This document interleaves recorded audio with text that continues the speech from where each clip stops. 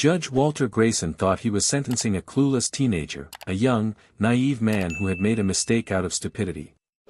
But then, it was the defendant who turned the tables. The atmosphere in the Los Angeles County District Courtroom was heavy, as if everyone were holding their breath. The seats were packed, whispers drifting through the rows as all eyes focused on the young man in the dock.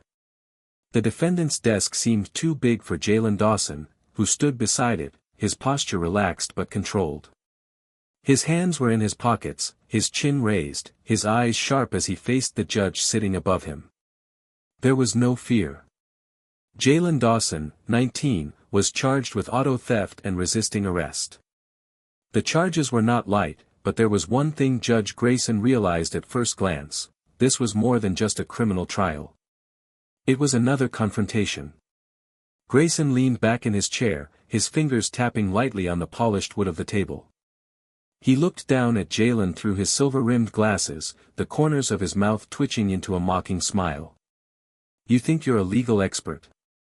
Grayson's voice was dry, tinged with hidden amusement. "This isn't debate club, kid." A few chuckles came from the prosecutor, the stenographer, a few cops standing in the corner. But Jalen didn't flinch. He didn't smile, he didn't waver. He'd spent his life preparing for this moment.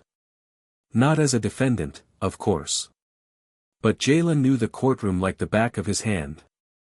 While other kids were playing basketball, he was memorizing every rule. While his friends spent hours on video games, he was playing mock trials in his head, debating imaginary cases against himself.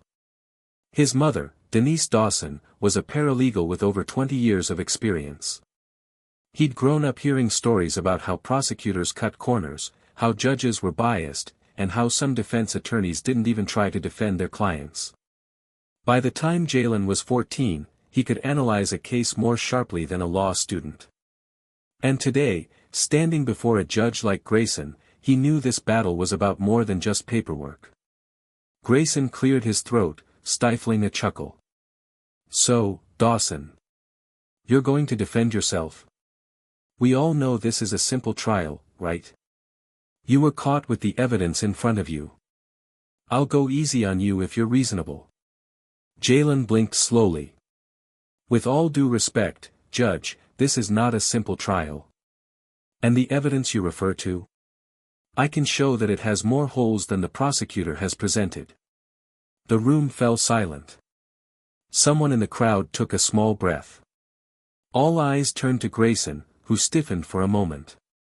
For the first time in the entire trial, the smile on his face faded.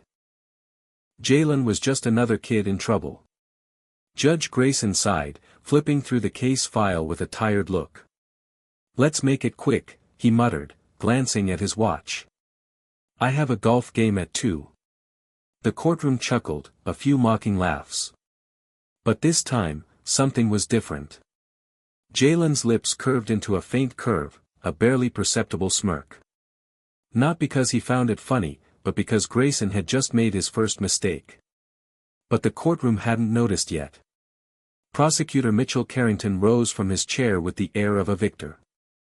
His suit was unwrinkled, his tie was neatly tied, his every gesture and word carried with the confidence honed over hundreds of similar presentations before.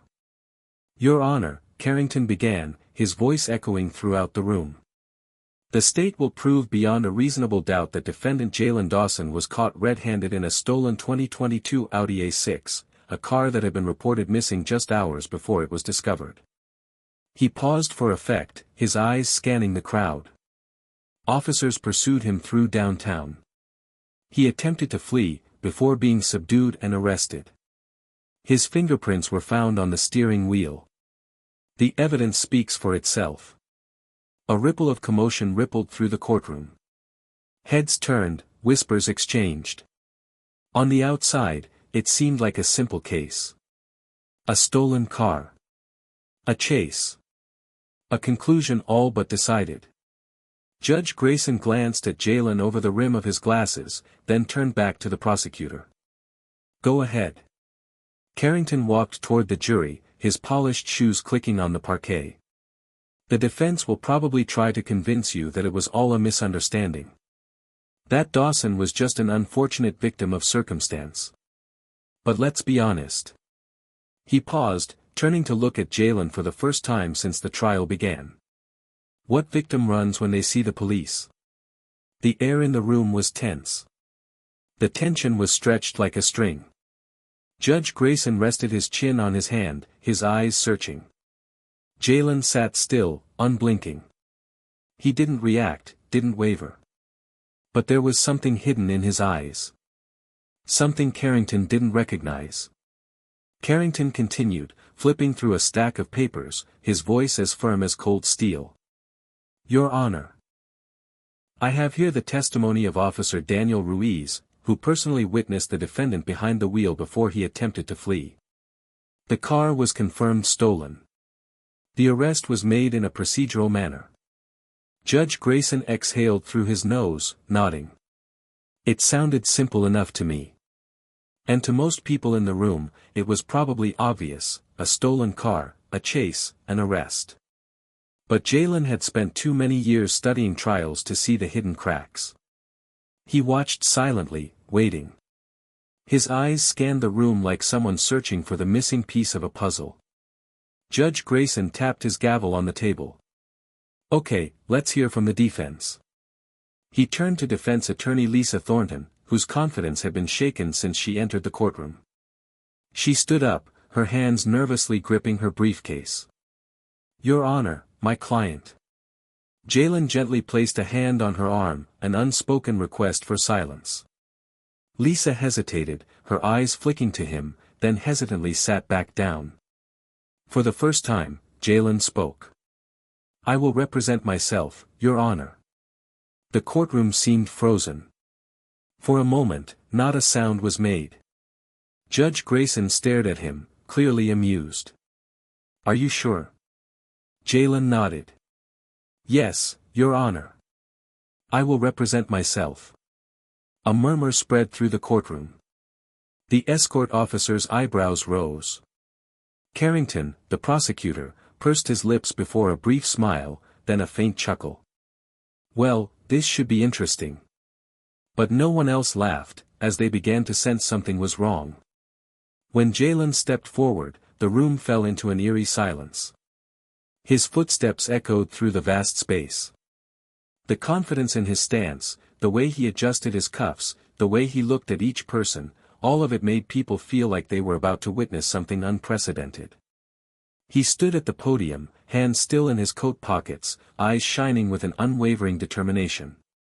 He let the silence drag on a little longer, long enough to make everyone uncomfortable. Then, finally, he spoke. Your Honor, before I begin, I want to confirm a few things with the prosecution. Carrington raised his eyebrows, crossed his arms, and stepped forward. I'm listening. Jalen took a breath, stepping forward slowly, eyes never leaving his opponent. You said that Officer Daniel Ruiz was the one who saw me behind the wheel. Carrington nodded, his voice full of confidence. Exactly. He was an eyewitness. Jalen tilted his head, his gaze sharp. So can you confirm that Officer Ruiz had a clear view of my face at that moment? Carrington paused, but quickly regained his composure. Where are you trying to get with that question? Jalen smiled slightly. Let me ask this another way. Is there a detailed description of my physical appearance in Officer Ruiz's report? Carrington frowned, flipping through the files in front of him. Across the room, Lisa Thornton looked up, looking hopeful for the first time all trial. Silence fell over the courtroom, as everyone realized something important had just happened.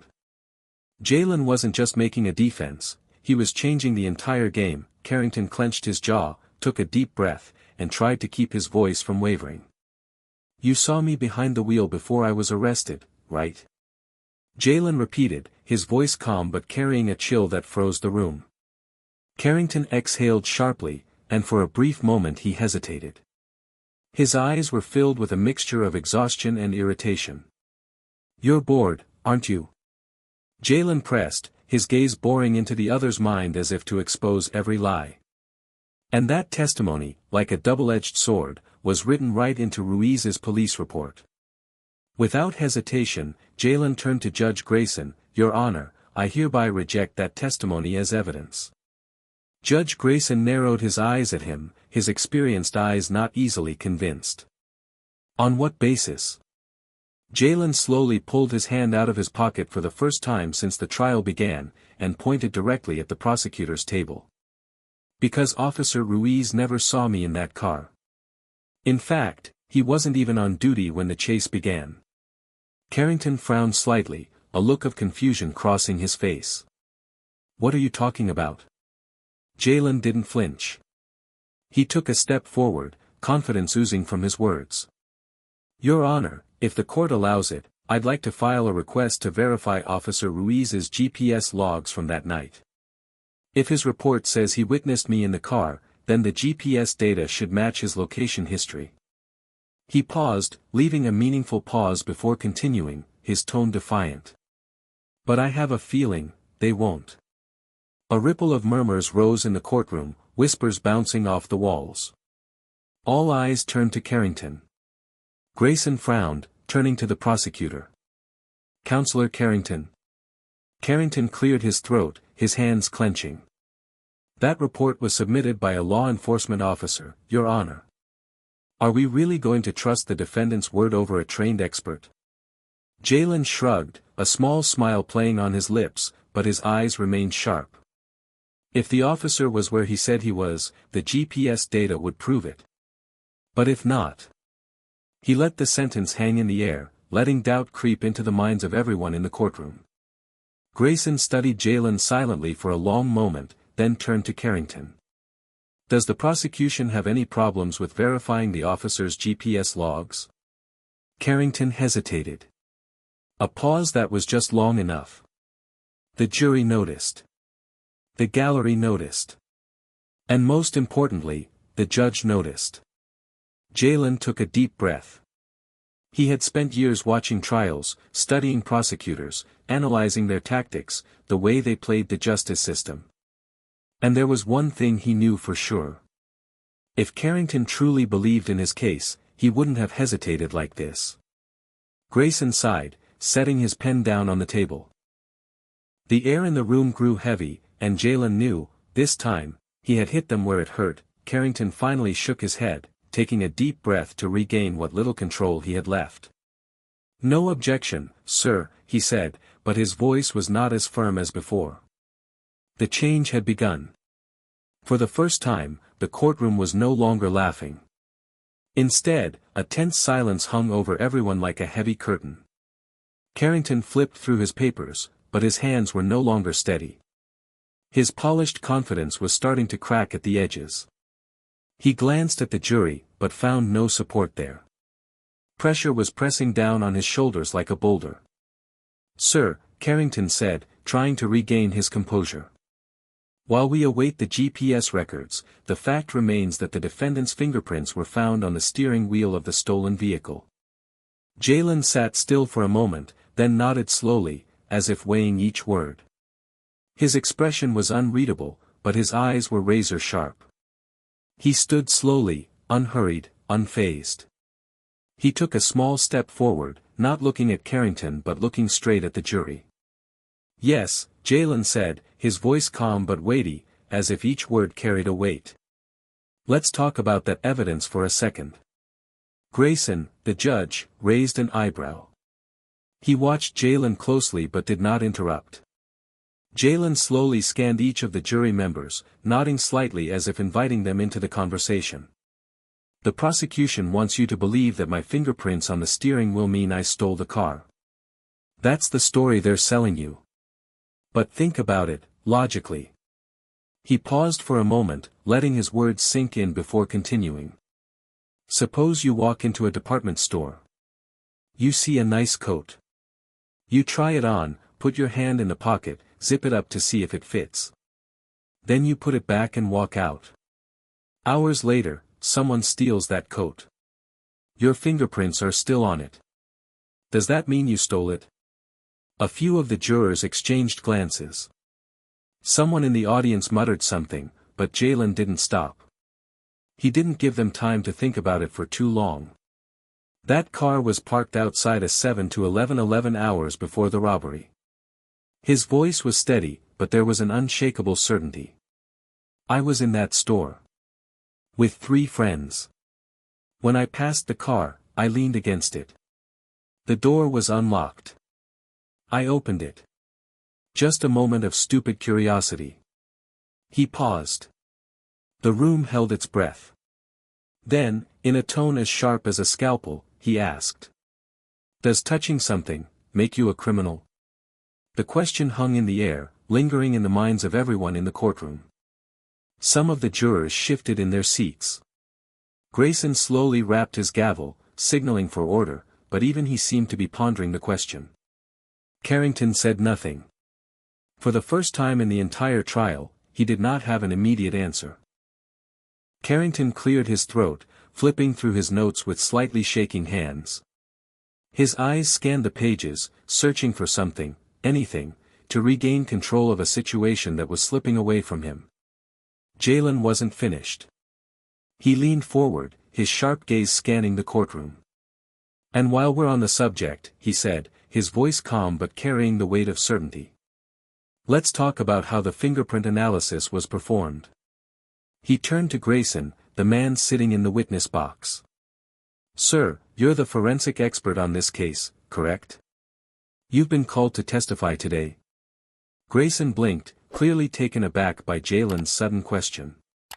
He glanced quickly at Carrington, hoping for guidance or at least some indication of how to respond. But the prosecutor just pursed his lips, his eyes hardening. Jalen pursed his lips, then continued, his voice as sharp as a knife, so let me get this straight.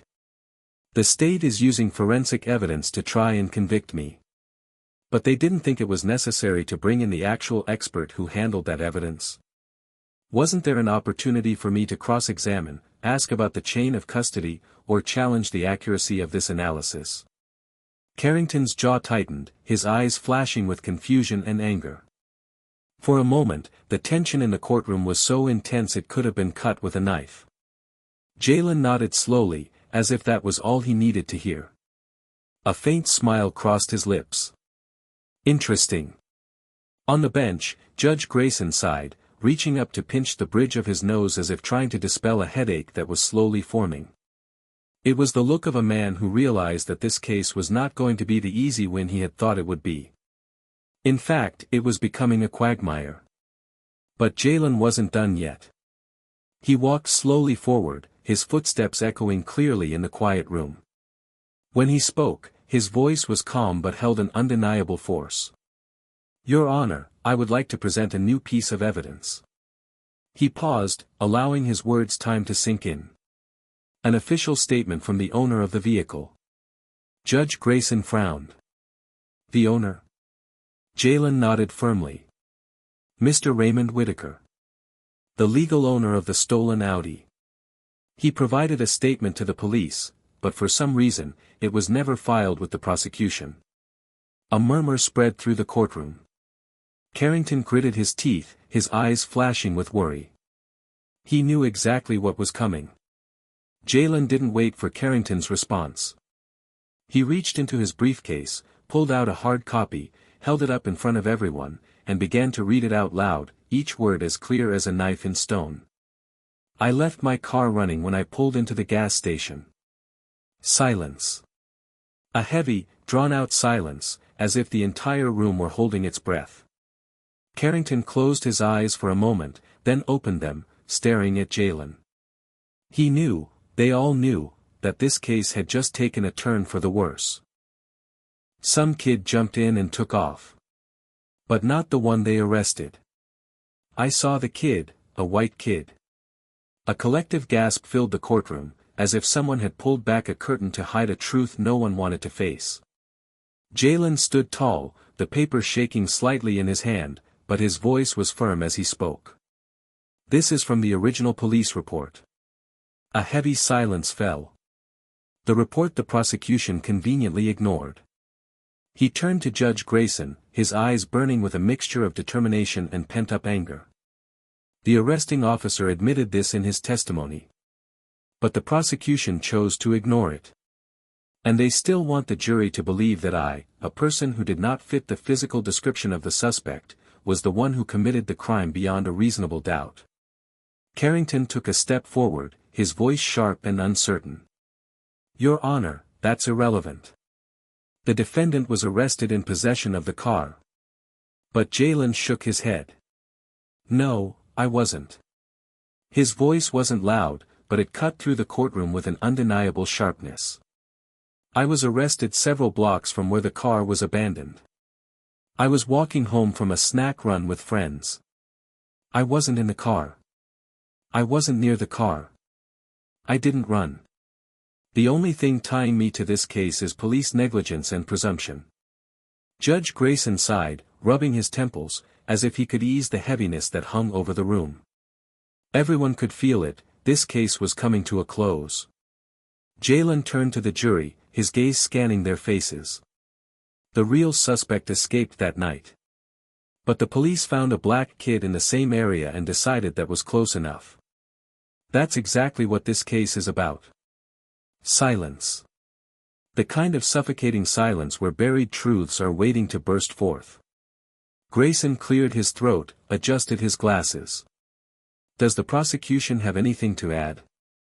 Carrington stiffened, his face red. He opened his mouth as if to retort, but no words came out. No, sir. Judge Grayson looked at Jalen for a long time, then glanced at the jury. Finally, he leaned forward and said the words that would forever be seared into the minds of everyone in that room. The case is dismissed. There was a stunned silence. Then it all exploded. Half the courtroom erupted in outrage, while the other half collapsed in relief. The screams, the whispers, the hugs, the hard stares. But in the midst of it all, Jalen just stood there, letting out a long breath. He was free. The gallery was in an uproar. Reporters were scribbling notes in their notebooks, each page a testament to the incredible moment that had just occurred. Jalen stood still, not moving quickly. He let the moment sink in, letting the truth of the spectacle sink into every face in the courtroom. All eyes were on him, a mixture of shock, admiration, and something close to admiration. Judge Grayson still held the gavel in his hand, his gaze more intense than ever. In the depths of his eyes, Jalen saw something that had never been there before, a silent recognition, perhaps even regret. Jalen caught the look and turned away quietly. But just as the young man reached the door, Grayson's voice rang out. Mr. Dawson. Jalen paused, but did not turn. The judge hesitated, then finally said. You should consider law school. Jalen chuckled. He didn't have to think about it. He already knew the path he was about to take. Outside the courthouse, the air was thick with voices. Reporters swarmed the steps, cameras flashing. Microphones pointed at him like sharp swords. Jalen, do you know if the judge is going to dismiss the case? What are you going to do next? How does it feel to go through with a seasoned prosecutor? Jalen pulled his hoodie up over his head, walking into the air that was swirling around him. He didn't care about the commotion. This had never been about proving how smart he was. It was about something bigger, deeper. At the bottom of the stairs, his mother, Denise, was waiting. Her gaze was mixed with many things, but it was hard to read any emotion. She said nothing for a few seconds, just looked at him admonishingly. Finally, she shook her head and sighed. You scared me half to death, Jalen. He chuckled, scratching the back of his head. Take risks, Mom. Denise watched him for a few more seconds, then pulled him into a sudden hug. You're always so stubborn. The cameras continued to flash, but Jalen paid no attention to them. Across the street, Judge Grayson stood by his car, his gaze still intense. His posture was different, the arrogance gone. His expression was no longer cheerful. It was something close to contemplation. He hadn't expected this case to turn out so far from ordinary. Just another day. Another defendant. Another guilty plea. But this time, he knew he wouldn't forget. Because Malik had done something that few people could. He had forced the system to confront itself. And for the first time, it wavered. The courtroom fell silent. The judge, the prosecutor, the jury, they all sensed something was wrong. Malik was not a cold-blooded criminal. He was not a number on a file. He was a person, a voice, a story. And today, that story was being heard. How many times have we seen this play out? How many people have been convicted not because they were guilty, but because the system needed someone to close the case? How many lives have been ruined by favoritism, by shortcuts, by a machine that cares more about speed than justice? Malik has the knowledge to fight back. But what about those who don't? Those who have no voice, no opportunity, no one on their side? This isn't just one case. These are all cases. Malik knows what he has to do next. This courtroom will not be the last stop. Next time, he won't be standing as a defendant. Next time, he will be a lawyer. And when that day comes, he won't be standing alone. If this story makes you stop for even a second, please share it. The justice system is built on laws. But it is run by people. And people can change. But only if we force them to change. Speak up. Because next time, the person standing in the dock could be someone you know.